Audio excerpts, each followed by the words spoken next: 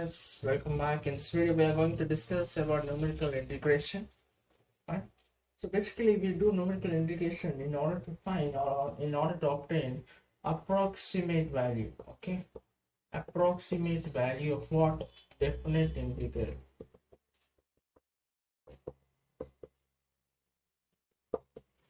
So it will be in the form of, suppose a to b y dx. Okay, now basically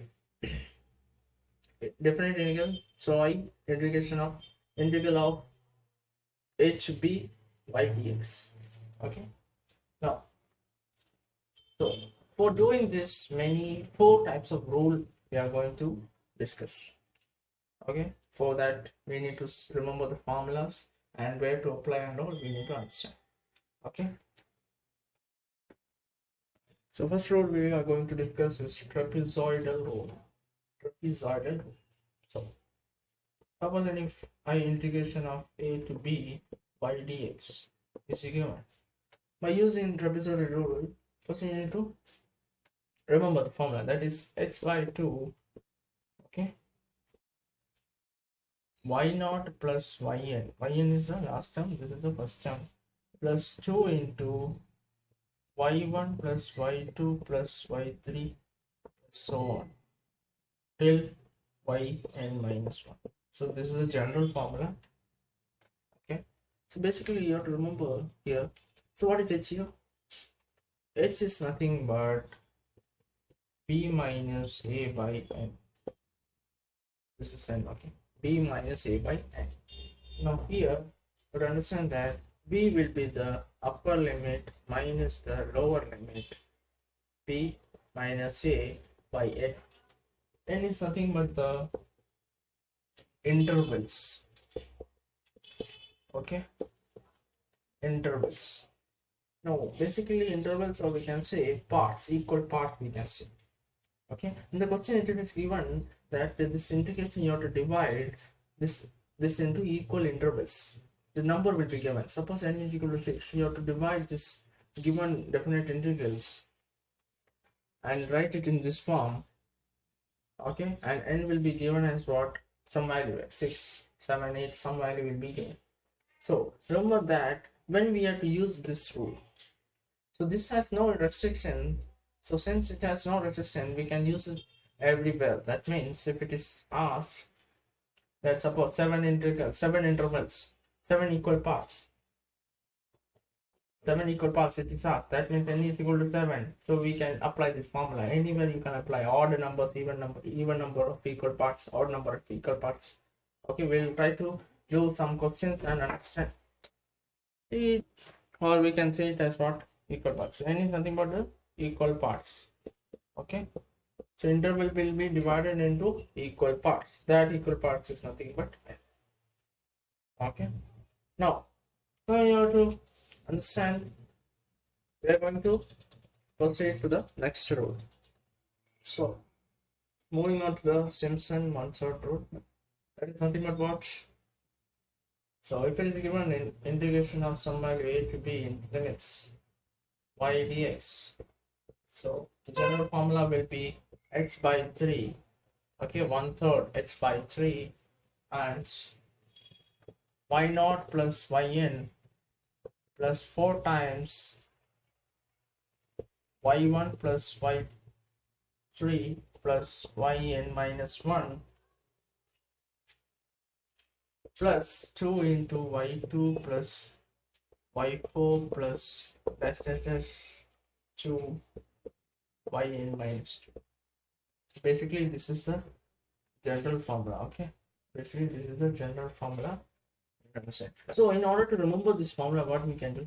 So in every rule, this is the second rule. Okay, so in every formulas you can observe that first term will be there, y0 and yn will be there.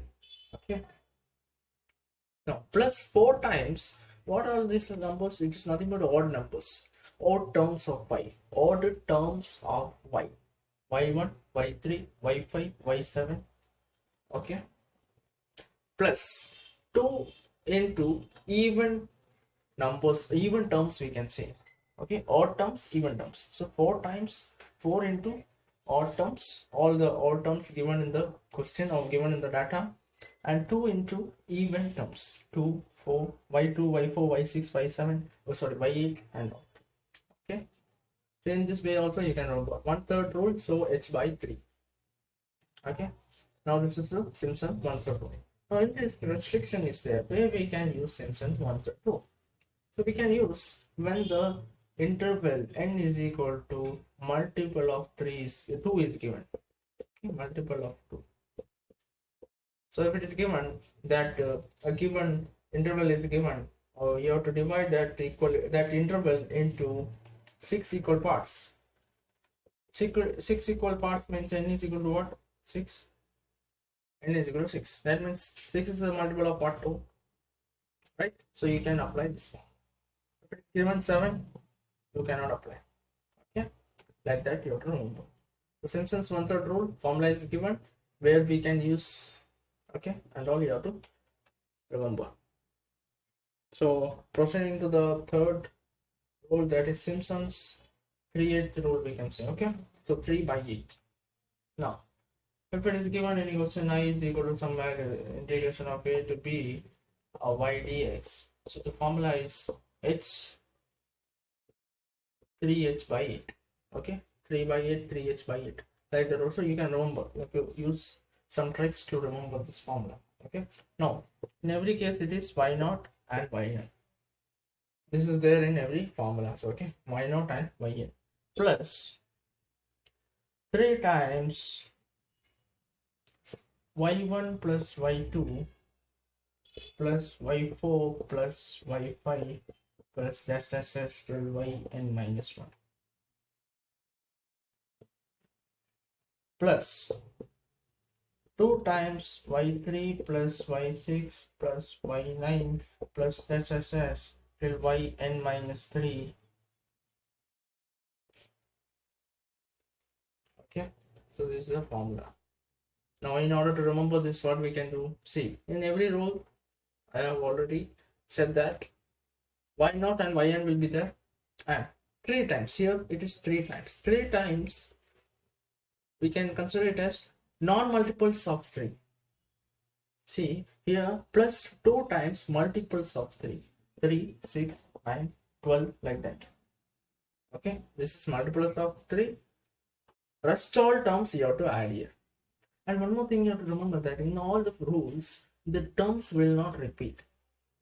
Okay, if you're using y0 here, in any other space or any other terms, I mean like y0 will not use twice in the same formula.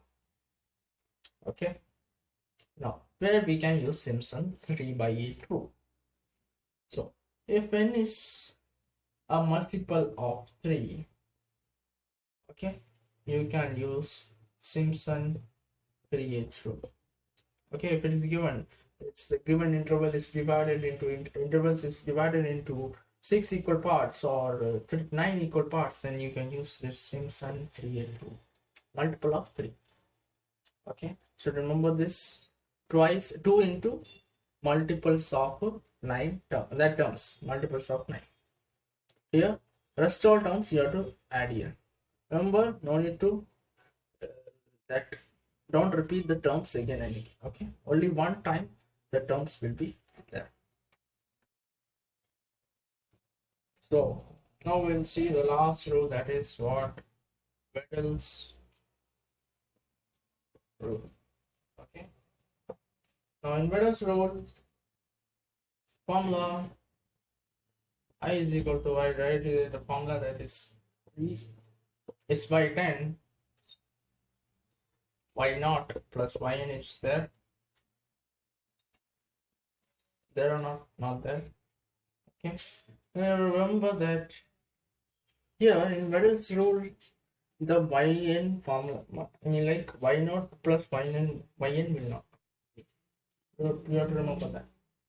Okay, y0 and yn will be there at the last, we can write y0 and yn will be there, that is nth term will be there. Okay, now plus, you see y1 5 times y1 plus y2 plus 6 times y3 plus y4 plus 5 times y5 plus y6 plus 6 times y7 plus so on. So basically in this formula you have to remember one thing. One thing is that yn will be there. Okay, remember that y0 and yn will be there, but not in the sequential order, not in the proper order. See, we have to start from y0, y1, y2, y3, y4, y5 like that. Okay, continuous. Now y0 is there. This coefficient we can say we are multiplying with 1. 1, 5, 1, 6, 1, 5, 1, 6. Like that you can remember. 1, 5, 1, 6, 1, 5, 1, 6, 1, 5, 1, 6. That means we are multiplying the first term with 1, then the second term with 5, third term with 1, fourth term with 6. You can see over here. First term with 1, second term with 5, third term with 1, fourth term with 6. Okay, the fourth term means y3. Okay, remember this is because it is starting from y0, y1, y2, like that. Okay, in this way also you can remember this formula. So where we can use Frederick's rule? So we can use Frederick's rule when it is a multiple of 6. Okay, multiple of 6. So these are the rules you need to remember, and where we can use these rules, when we have to apply these rules, and all you have to understand.